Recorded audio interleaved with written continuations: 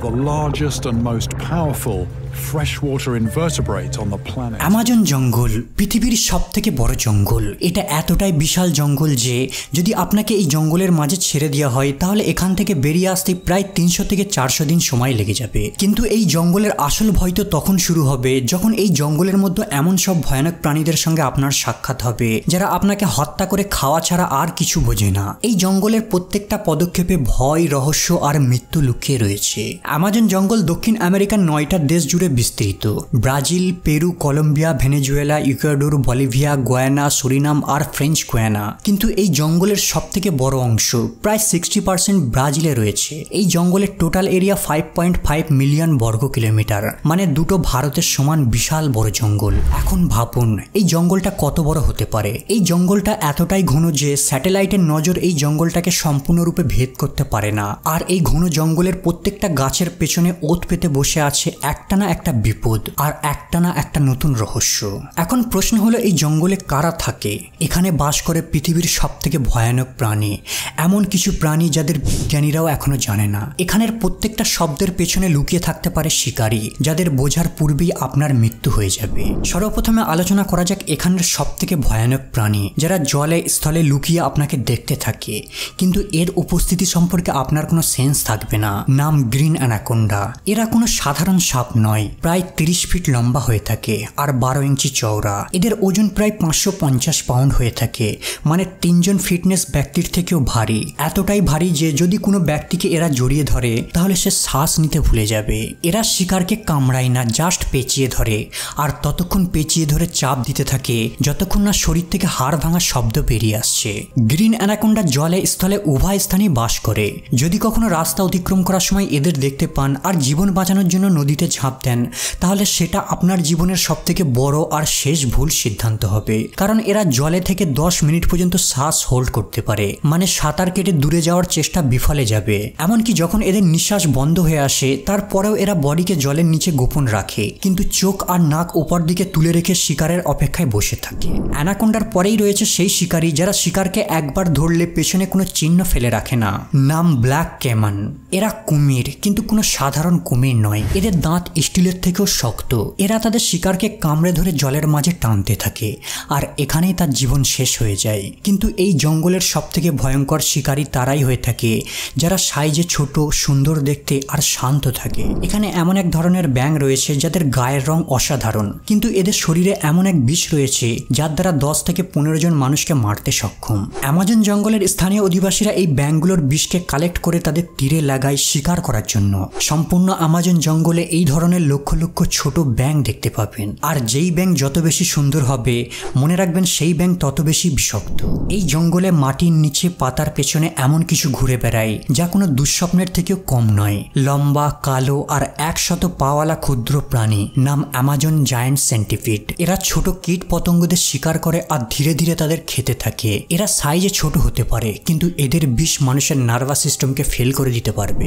এরপরে রয়েছে অ্যামাজনের আসল রাজা জ্যাগুয়ার। এদেরকে বাঘের মতো দেখতে লাগে কিন্তু এরা তাদের থেকেও অনেক গুণ বেশি ভয়ানক। এরা গাছের ডালে চড়তে পারে, আবার জলেও সাঁতার দিতে পারে। এরা রাতেও দেখতে পায় আর যখন এরা আক্রমণ করে সোজা টুটি চেপে ধরে হত্যা করে। এদের বাইট ফোর্স চিতা আর বাঘের থেকেও অনেক গুণ বেশি হয়ে থাকে। অ্যামাজন জঙ্গল কেবল বিষাক্ত আর আক্রমণাত্মক প্রাণীদেরই ঘর নয়। এখানে এমন কিছু আদিবাসীরা বাস করে যারা আজ পর্যন্ত জানে না সভ্য দুনিয়া কেমন। তাদের কাছে অ্যামাজন জঙ্গলটাই তাদের গ্রহ। এমন আদিবাসী যারা হাজারো বছর ধরে এই জঙ্গলের ভিতর বসতি গড়ে তুলেছে। এরা জঙ্গলের এতটাই গভীরে বাস করে যেখানে রাস্তা যায় না, না রয়েছে কোনো ইন্টারনেট, না স্যাটেলাইটের নজর, কেবল জঙ্গল আর জঙ্গলি শব্দ। আমরা এদের সম্পর্কে যা কিছু জানতে পেরেছি তা কেবল দূর থেকে হেলিকপ্টারে করে তোলা কিছু ফটো আর ভিডিও ক্লিপ। এখনো পর্যন্ত রিসার্চাররা এই ধরনের প্রায় 100টা মতো উপজাতিদের সন্ধান পেয়েছে। মনে করা হয় 300-এরও অধিক উপজাতি এই জঙ্গলে বাস করে। এরা গাছের ডাল কেটে হাতিয়ার তৈরি করে আর তা দিয়ে শিকার করে। আর সব থেকে বড় কথা হলো এরা বাইরের জগৎকে ভয় পায় আর ঘৃণা করে, কারণ যখনই বাইরের মানুষেরা এদের সঙ্গে সম্পর্ক গড়ে তোলার চেষ্টা করেছে তারা এদেরকে কেবল রোগ দিয়ে গেছে, যা তাদের কাছে এগুলো নতুন। অনেকে এই রোগের কারণে মারাও গেছে। এই কারণে আজও যখনই কোনো হেলিকপ্টার এদের উপর দিয়ে উড়ে যায় এরা তীর ধনুক নিয়ে নিচে দাঁড়িয়ে থাকে। তাদের কাছে আমরা এলিয়ান, আমাদের হেলিকপ্টার তাদের কাছে যেন ইউএফও। এই জঙ্গলে এমন কিছু আদিবাসী বাস করে যারা বাইরের দুনিয়ার মানুষদের শিকার মনে করে। এরা নরক খাদক। মানুষের মাংসকে এরা কাঁচাই চিবিয়ে খায়। এই জঙ্গলে প্রাণীরাই কেবল আপনাকে মারবে না, মানুষও আপনাকে হত্যা করতে পারে। ম্যাস্কো পিরু উপজাতি, এরা পেরুর জঙ্গলে বাস করে। কোনো কাপড় নেই, কোনো লোহার অস্ত্র নেই, কেবল কাঠের তৈরি অস্ত্র আর পাথর নিয়ে হঠাৎ 2024 সালে তারা লোকালিটির দিকে চলে আসে। তারা যেন সভ্য দুনিয়াকে কিছু মেসেজ দিতে চায়। আসলে এরা পেরুর জঙ্গলের গভীরে বাস করে, কিন্তু কিছু লোভী কাঠ ব্যবসায়ী তাদের এরিয়াতে গিয়ে কাঠ কাটতে যায়, আর এই আদিবাসীরা 2 জন আউটসাইডারদের হত্যা করে দেয়।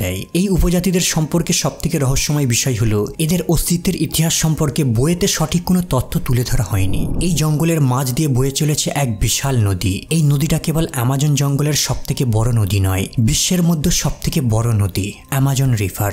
17টা দেশের মধ্য দিয়ে বয়ে চলা এই নদীটা প্রায় 6400 কিলোমিটার দীর্ঘ। এতটাই লম্বা যে যদি আপনি এই নদীর এক পয়েন্ট থেকে অন্য পয়েন্টে একটি নৌকা নিয়ে যাত্রা শুরু করেন, তাহলে কয়েক মাস কেবল জঙ্গল আর জঙ্গল দেখতে পাবেন। সমগ্র অ্যামাজন জঙ্গলে যত বৃষ্টির জল জমা হয়, এগুলো সব অ্যামাজন নদীতে গিয়ে পড়ে। এই নদীতে এতটাই জল রয়েছে যে প্রত্যেক সেকেন্ডে 2 লাখ কিউবিক মিটারের থেকেও বেশি জল আটলান্টিক মহাসাগরে ফেলে। সিটি স্টার সারাম আল শেখ মিশরে অবস্থিত বিশ্বের সবথেকে বড় সুইমিং পুল। অ্যামাজন নদী থেকে পড়া জল এই সুইমিং পুলটাকে কেবল 1 সেকেন্ডেই পূর্ণ করতে পারবে। আর এই নদীর মধ্যে বাস করে এমন সব প্রাণী যা শোনার পর আপনার পায়ের তলার মাটি সরে যাবে। এই নদীতে একটা মাছ পাওয়া যায়, নাম পিরহানা। এরা সাইজে ছোট দেখতে, কিন্তু যদি এরা রক্তের গন্ধ পায় তাহলে শয়ে শয়ে এক জায়গায় উপস্থিত হয়ে হামলা করে থাকে, আর মিনিটের মধ্যেই হাড় পর্যন্ত চিবিয়ে ফেলবে। এই কারণে শরীরে ক্ষত দাগ থাকলে ভুলেও এখানের জনগণ অ্যামাজন নদীর জলে পা রাখে না। এদের দাঁত ব্লেডের মতো ধারালো। এরা এমনকি তাদের দাঁত দিয়ে স্টিলকেও কাটতে পারবে। অ্যামাজন নদী প্রায় 1300 ধরনের ক্যাটফিশদের আবাসস্থল। এদের মধ্যে এমন কিছু ক্যাটফিশ রয়েছে দেখলে মনে হবে যেন তারা মানুষদের শিকার করতে পারবে। আবার কিছু ক্যাটফিশ রয়েছে যাদের হিংস্র প্রাণীদের মতো ধারালো দাঁত রয়েছে। কিন্তু এই নদীর সবথেকে ভয়ানক প্রাণী তারাই যারা সাইজে ছোট হয়ে থাকে। এমনই অ্যামাজন নদীর একটি আতঙ্ক হলো ক্যান্ডিরু। এদের সাইজ 1 ইঞ্চি হয়ে থাকে, একটা সূচের মতো দেখতে, কিন্তু এদের সাইজ থেকে জাজ করবেন না। এরা পরজীবী প্রাণী যারা প্রাণীদের ব্লাড খেয়ে বেঁচে থাকে। এরা অ্যামোনিয়া আর ইউরিয়ার গন্ধে অ্যাট্রাক্ট হয় যা প্রস্রাবে উপস্থিত থাকে। এই কারণে যখন কোনো ব্যক্তি অ্যামাজন রিভারে কাপড় ছাড়া নেমে জলে প্রস্রাব করে, এই মাছগুলো অ্যামোনিয়ার গন্ধ পেয়ে দ্রুত পুরুষের গোপন অঙ্গের দিকে সাঁতার কেটে চলে আসে আর মূত্রনালী ভেদ করে শরীরের ভিতর ঢোকার চেষ্টা করে। আর এদের শরীরে রয়েছে অসংখ্য কাঁটা যার সাহায্যে টাইটভাবে আটকে যায়। এতটাই টাইটভাবে আটকে যায় যে ডক্টরদের অপারেশন করতে হয়। যদি এদের বের না করা হয় তাহলে এরা শরীরের অংশকে খাওয়া শুরু করে দেবে। 1979 সালে এদের দ্বারা প্রাইভেট পার্টে আক্রমণ হওয়ার ঘটনা সর্বপ্রথম মানুষের দৃষ্টিতে আসে। এই প্রাণীটার বিষয়ে সবথেকে ভয়ানক ব্যাপার হলো এরা সাইজে এতটাই ছোট যে এদেরকে সহজে দেখা যায় না। অ্যামাজন নদীর আরও একটা ডেঞ্জারাস প্রাণী হলো ইলেকট্রিক ইল। এরা 600 ভোল্ট পর্যন্ত বৈদ্যুতিক শক দিতে সক্ষম। যদি কোনো ব্যক্তি দীর্ঘ সময় ধরে এদের বৈদ্যুতিক শকের সংস্পর্শে থাকে তাহলে তার নার্ভাস সিস্টেম ড্যামেজ হয়ে যাবে। এই নদীর গভীরে এমনও কিছু প্রাণী রয়েছে যা এখনও বিজ্ঞানীদের কাছে অজানা। এগুলো এখনও মানুষের নজরে আসেনি। এখানে এমনও কিছু জায়গা রয়েছে যেখানে কম্পাস কাজ করে না, জল শান্ত থাকে কিন্তু নিচে কিছু নড়তে থাকে। অ্যামাজনের ঘন জঙ্গলে একটি নদী রয়েছে যেটা সবসময় টকবক করে ফুটতে থাকে। এর নাম সানাই টিম্পিস্কা। স্থানীয় ভাষায় এর অর্থ সূর্যের আত্মা থেকে গরম।